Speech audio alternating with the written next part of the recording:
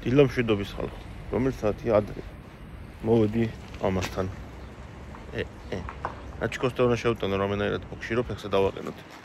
გუში რაც გამოჩნდა და კარგად ეხლა რაც არ ვიცოდი მანამდე რადიატორია გაფუჭებული და იქ თამხარესაც დაკულ საბურავი რო არ დგება კარგად, ეგ გასაგებია ხა მაგას მიუხედავთ ისეთ სერიოზული არაფერია. შეგახედებთ ეხლა და გათვალიერებთ ტყიშუქზე. აი, ასე გამოიყურება. სხვა შორს ეს ფერი მინდოდა ძალიან. არ ვიცი. ეხლა ვიდეოში არ შავს გავს, ოღონდ შავი არა. ანუ რატომ მომწონს ეს ფერი არ ვიცი, აი ეს გამოიყურება. აი ნადღლეზია, მაგრამ ისეთი არაფერი. უკანა საბურავი იშობს. კაი. ეხლა ცოტას მივბერავ ამებს, რომ შიგნით შევიყვანოთ და რაღაცა გამოვიდეს ამ საქმიდან, წავიდი აბა. მოკლედ შემოვიყვანეთ აჩკოსთან ასე. საკმაოდ ნორმალად მოგორდა. ეხლა ვიწყებ ტექნიკურ გამზადებას, რომ მანქანა დადიოდეს, რომ მე ლევანისთან გადავიყო. ლევანის მოგახსოვთ. ეხლა უბრალოდ ნახოთ წინ დაკინებაში რა უნდა, ისე ავაწყოთ, რომ რამე გასწორებელი იქნება ჯესტინჩი კომერე გაასწოროს, იაროს მანქანამ. რადიატორი მინდა და წინა მხარეს, მარცხენა მხარეს დაკიდება. ნახოთ რა ეხლა აწესოჩება და გამოჩნდება რეები. დღე მეორე.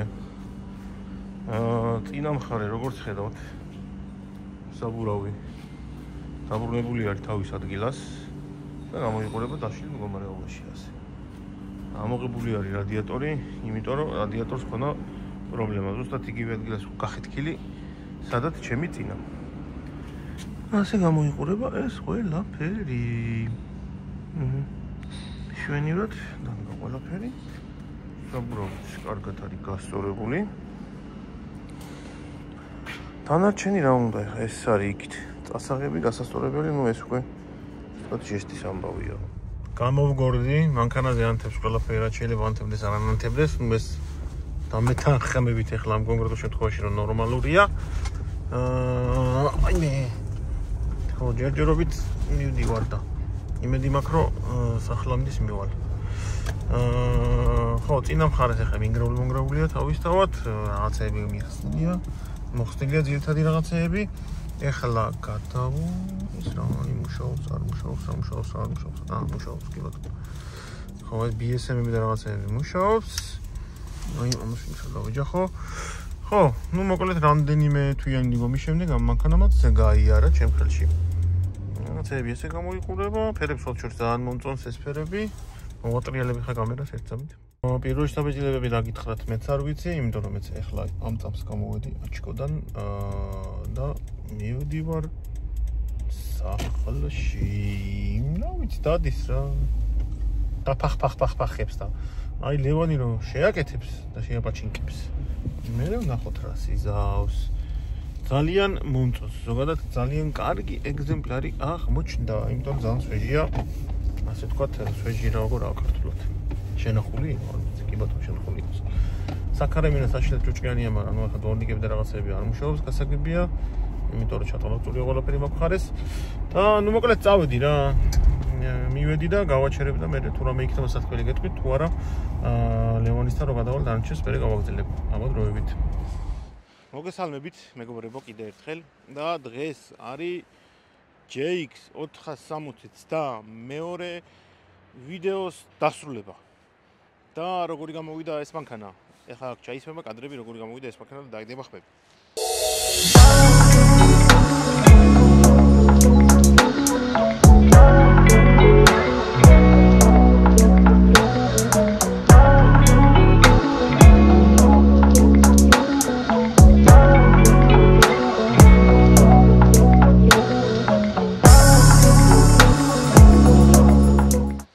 მოკლედ ბევრმა გაიგეთ, ბევრმა შეიძლება ვერ გაიგეთ. მეორეთაც ვიყიდე JX 460, მაგრამ მეორეთაც ვიყიდი. თავიდან არ გაგიხარდეთ ეხა. წინასწარეგერვე გახარებულები არ გახდეთ. რაღაცა ვიდეოები მაქვს, როგორ გავაკეთე, რა დაზიანება ქონდა, სტანდარტულად, ანუ განსხვავებული პრინციპში არც არაფერი არ ყოფილა, როგორც პირველ სერიაში. დაახლოებით იგივე მდგომარეობა არის აქაც. მანქანები დადიან და არ ვიცი, იმედია ხმას იწერს და ყველაფერი კარგად ჩანს. პირველად წერ დღეს ესეთ ვიდეოს. მანქანის საბოლოო სახე გამოვიდა ესეთი, როგორიც არის, ეხა ამჟამად უყენია 32-იანი საბურავები. რა შეიძლება ითქვას კიდევ დამატებით ამ მანქანასთან დაკავშირებით. ნუ გაკეთების პროცესი რაღაცა ნაწილი გადაღებული მაქვს, ძირითადად იცით ხოლმე როგორ ვაკეთებთ, ლევანისთან გაკეთდა სათუნუქის სამუშაოები, დაზიანება დიდი არ ქონია, ვიდეოებში ჩანს, ჩამოღება, ყველაფერი ჩამოყვანა. ძალიან მინდოდა რომ დამეტოვებინა. ძალიან კაი მანქანაა. განსხვავებით წინა JX-ისგან არის პრემიუმ პაკეტი, ანუ ეგრეთ წოდებული ყველა ნავაროტკა რომელსაც აქვს, ფული. ძირითადი სხვაობა ამ ორ მანქანას შორის ახლა იმ ვიდეოშიც ხსნით, სადაც ამის რევიუს ვაკეთებთ, არის ის, რომ უკან არის ბალიშების დაკიდების სისტემა, 4-ვე ამორტიზატორი არის რეგულირებადი სიხისტის და შეგიძლია სიხისტი არეგულირო, ასე ვთქვათ, რბილო ან დაახისტო.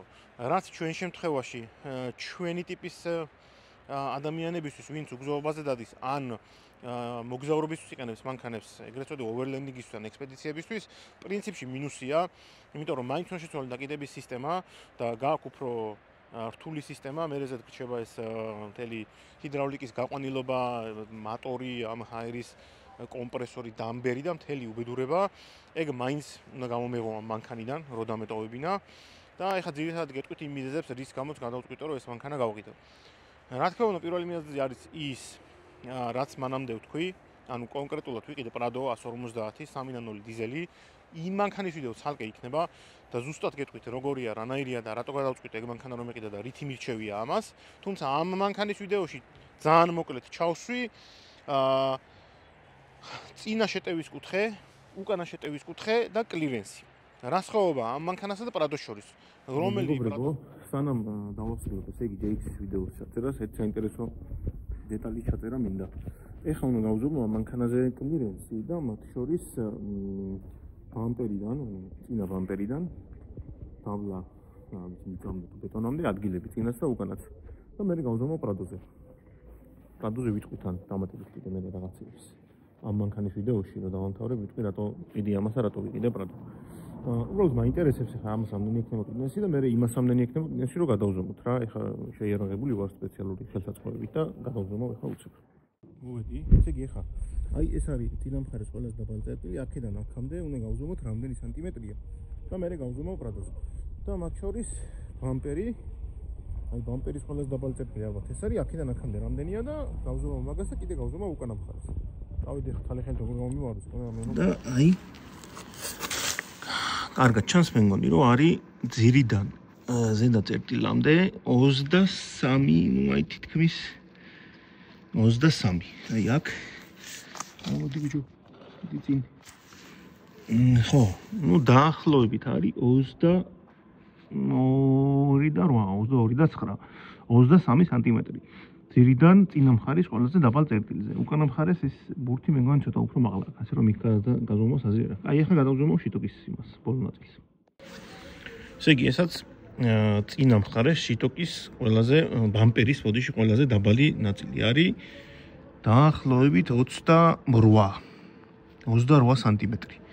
მერე აქ შემოვაყენებ ჩვენ Prado-ს და ვნახოთ იმაზე რამდენი იქნება. ეხლა გადავზომო უკანა მხარეს და შევადაროთ მერე.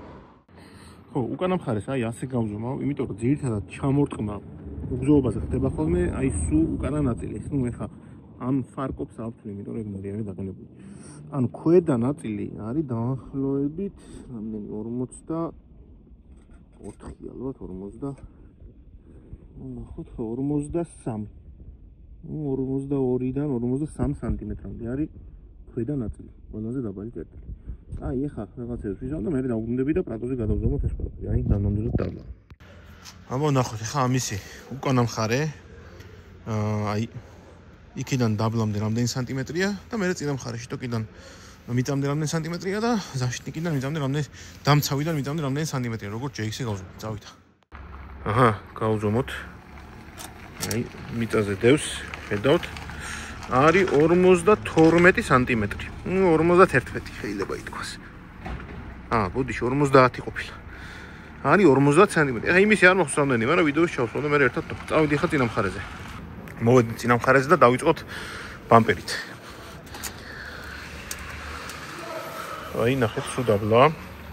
მოვდივართ და არის დაახლოებით ну 40 სანტიმეტრი იქნება ალბათ, ხო, 40, 39-40. აბა გადავიდეთ ახლა დამცავზე.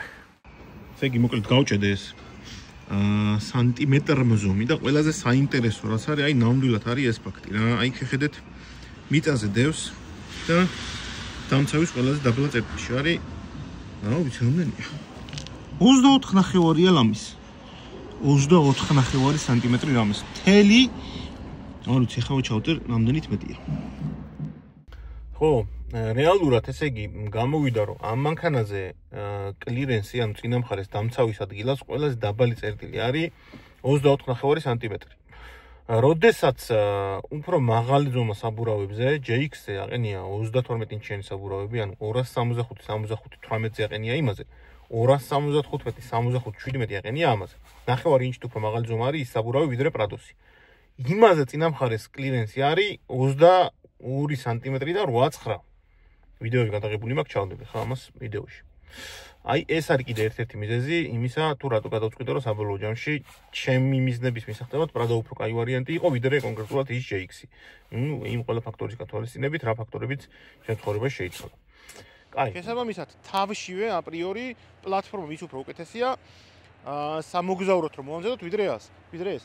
ნუ რა თქმა უნდა არის წვის მომენტიც, ახლა 4 და 6 ბენზინი გაცლებიდი ბევრს ვიდრე 3 ტურბო დიზელი, რა თქმა უნდა ამ მანქანას აქვს ბევრი პლუსები, იმასთან შედარებით, იმიტომ რომ ის არის ერთი უბლალო Prados ბალაბანი ჯიპი, ეს კიდე არის პრემიუმ კლასის JX 460, რომელსაც ყველა ფუნქცია აქვს, რაც შეიძლება ამ მანქანას ჰქონდეს. ხო, ეგრეა. ძირითადად ახლა ბევრი უკვე აღარაფერი აღარ დამჭს ლაპარაკო, ძირითადი ნაწილი გითხარით. რეალურად ეს არის დამშვიდობების ვიდეო, ანუ ამ მანქანას ვემშვიდობებით, ეს მანქანა იყიდება, არხზე აღარ იქნება, უბრალოდ ვინაიდან კადრები გადაღებული მქონდა, როგორ ვაკეთებდი და რას ვაკეთებდი და რანაირად რა მქონდა დაგეგმილი, მაინც ამ ვიდეოს დავდებთ და არ ვიცი, აბა მე თქვენ დაწერეთ კომენტარებში, სწორია თუ არა ჩემი საქციელი, რომ ამ მანქანას ვყიდი და გადავდივარ Prado 150-ზე, რომელიც არის ბარაბანი. ხო, იმ მანქანაზე მე უკვე დეტალურად მოგიყვებით კიდე ერთ რევიუს ჩავწერ, ასე ვთქვათ, ნუ რევიუს რა, გაგაცნობთ მანქანას და რატო გადავწყვიტე იმის ყიდვა და რა პლუსები აქვს ამასთან შედარებით. იმ კუთხით, როგორი კუთხითაც გვინდა ჩვენ, ანუ უგზოობაზე, მცირე უგზოობაზე სასიარულოდ, მანამდე კიდე რაღაცა ვიდეოები წამოგეწევათ. რა შეიძლება სხვა დავამატო, არ ვიცი. მანქანის ფერი, მე რატომღაც მინდოდა მაინც და მაინც ეს ფერი, ანუ ძალიან მომწონს ამ მანქანაზე ეს ფერი. არც ერთი სხვა ფერი არ მომწონს ამ მანქანაზე ისე, როგორც ეს. ან 2022-დან რო გამოდის მწვანე და თეთრი, ეგ ფერები მომწონს კიდე. ახალს ვყიდულობდი, ალბათ მწვანეს ვიყიდიდი ან თეთრს. ხოლო ამ წლებში ეს ფერი ძალიან მომწონს, ანუ ბადრიჯნის ფერია, არ ვიცი, მუქი ბადრიჯნის ფერი ძალიან უხდება, აი შავთან შედარებით ბევრად უფრო მაგარი ვიზუალზეა. ჩემთვის პირადად ეხა ვიდრე სხვა ნებისმიერი ვერცხლის ფერი, ან ის წინა მანქანას ყავდა ის რაღაცა რუხი, გრეი, ეს ფერი ბევრად უფრო მირჩევია. დანარჩენი ყველაფერი ნათქვამია პრინციპში. ამით დღევანდელ ვიდეოს უკვე საბოლოოდ ვასრულებ, გემშვიდობებით და შევხვდებით ახალ ვიდეოებში. წავედი.